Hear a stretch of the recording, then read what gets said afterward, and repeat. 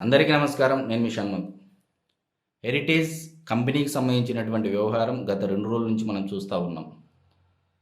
బొత్స సత్యనారాయణ గారు మీడియా ముందుకు వచ్చి హెరిటేజ్ చీజ్ను చూపించి హెరిటేజ్ నెయ్యి అని చెప్పేసి నిస్సిగ్గుగా అబద్ధాలు చెప్పడమే కాక ప్రజలను మోసం చేయడమే కాక ఏ హోదాలో చెప్పడం జరిగింది అనేది కూడా ప్రజలకు చెప్పాల్సినటువంటి అవసరం ఉంది. కాబట్టి శాసన మండలి ప్రతిపక్ష నాయకుడు హోదాలో మాట్లాడడం జరిగింది.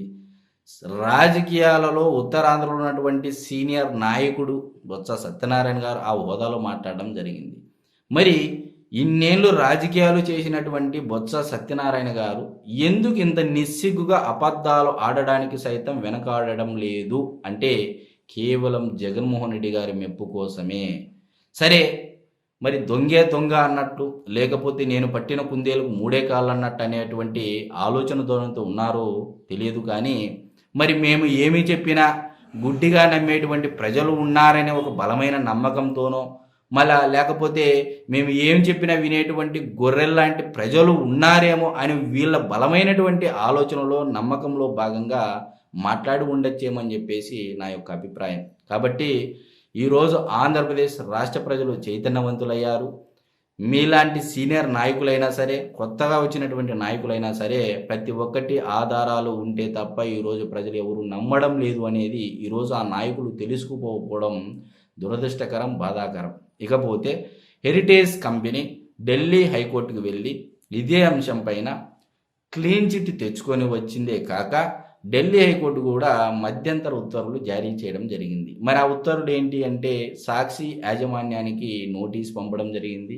24 గంటల లోపల మీరు ప్రచురించినటువంటి కథనాలు, హెరిటేజ్ కంపెనీకి సంబంధించినటువంటి ఏ కథనమైనా సరే, అది ప్రధాన మీడియాలోనా, వెబ్సైట్లలోనా, ఆర్టికల్స్లోనా, మీడియాలోనా, మీడియా వెబ్సైట్లోనా, డిజిటల్ మీడియాలోనా, యూట్యూబ్లో ఎక్కడైనా సరే 24 గంటల లోపల తొలగించాలి అని చెప్పేసి ఢిల్లీ హైకోర్టు నుంచి మధ్యంతర ఉత్తర్వులు రావడం జరిగింది. దానితో పాటు 100 కోట్ల పరువు నష్ట దావా వేయడం కూడా జరిగింది. మరి ఇప్పుడు బొత్స సత్యనారాయణ గారు దీన్ని ఏ విధంగా ఎదుర్కొంటారు? మరి బొత్స సత్యనారాయణ గారు ఇప్పుడు ఈ నోటీసుని ఏ విధంగా ఎదుర్కొంటారు అనేది కూడా ఇక్కడ మనం ప్రధానంగా చర్చించుకోవాలి. మరి జగన్మోహన్ రెడ్డి గారి పార్టీ కానీ, ఆ పార్టీకి సంబంధించినటువంటి నాయకులు కానీ నిజంగా మీ యొక్క పడుపాట్లు చూస్తూ ఉంటే ప్రజలకే జాలి వేసేటువంటి పరిస్థితి. జగన్మోహన్ రెడ్డి గారిని జాకీలు పెట్టి లేపడం కోసం వైఎస్ఆర్సీపీ పార్టీ సోషల్ మీడియా కార్యకర్తలు అనుక్షణం కష్టపడతారు, లేపుతారు. అంతా లేపి జగన్మోహన్ రెడ్డి గారో లేకపోతే మీలాంటి నాయకులు వచ్చే తెలిసి తెలియనటువంటి పదాలతోనూ మిడిమిడి జ్ఞానంతో మాట్లాడతారో తెలియదు. కానీ మళ్ళీ అది తెలిసే మాట్లాడతారో తెలియక మాట్లాడతారో తెలియదు. కానీ మీకు ముందుగానే ఒక ట్రోలింగ్ మెటీరియల్గా మారిపోతారు. తీరా అది తెలుగుదేశం పార్టీ సోషల్ మీడియా పైనో లేకపోతే జనసేన పార్టీ సోషల్ మీడియా పైనో బురద చల్లడం చేస్తారు. ఏమన్నంటే ఎల్లో మీడియా అంటారు. ఈరోజు హెరిటేజ్ కంపెనీకి సంబంధించి బోలేబాబా డైరీకి హెరిటేజ్కు సంబంధాలు ఉన్నాయని చెప్పేసి నిస్సిగ్గుగా అబద్ధాలు ప్రచారం చేస్తూ ఉన్నారు. ఇదే బోలేబాబా కంపెనీలు పేరు మీద 2 కంపెనీలు ఉన్నాయి. Bhole Baba food industries limited, Bhole Baba organic milk products limited అని చెప్పేసి 2 కంపెనీలు ఉన్నాయి. సో తిరుమల ఏదైతే కల్తీ నెయ్యి వ్యవహారం ఉందో ఆ company Bhole Baba company organic milk products company అనేది ఇక్కడ ప్రధానంగా మనం చెప్పుకోవాలి. అయితే Bhole Baba food products private limited ఏదైతే కంపెనీ ఉందో దాని యాజమాన్యం వేరు, ఆ కంపెనీ యొక్క యాజమాన్యం. మిల్క్ ప్రొడక్ట్స్ కంపెనీ యాజమాన్యం వేరు.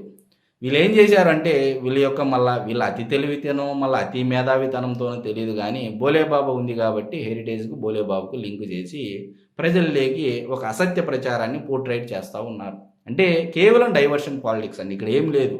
ఇప్పుడు కల్తీ నెయ్యి వ్యవహారం ఉంది. కల్తీ నెయ్యి వ్యవహారం ఉంది అంటే దొంగే దొంగ అన్నట్టు, గుమ్మడికాయ దొంగ అంటే ఎవరు భుజాలు తడుపుకున్నట్టు మనం దొంగలం అని తెలుసు, కానీ ఇంకోటిని ముందుగానే దొంగ అనడం. సో ఇప్పుడు హెరిటేజ్ కంపెనీకి ఇందాపూర్తో మొదటగా లింకులు చేశారు, దాని తర్వాత ఇప్పుడు బోలేబాబాతో లింకులు చేస్తూ ఉన్నారు. సో ఇందాపూర్ వ్యవహారంలో ప్రజలందరికీ వాస్తవాలు తెలిసాయి, ఇప్పుడు బోలేబాబా కంపెనీలో కూడా వాస్తవాలు తెలిసాయి. ఇప్పుడు ఏకంగా హెరిటేజ్ కంపెనీ లీగల్ నోటీసులు జారీ చేయడం జరిగింది, 100 కోట్ల పరువు నష్ట దావా వేయడం జరిగింది.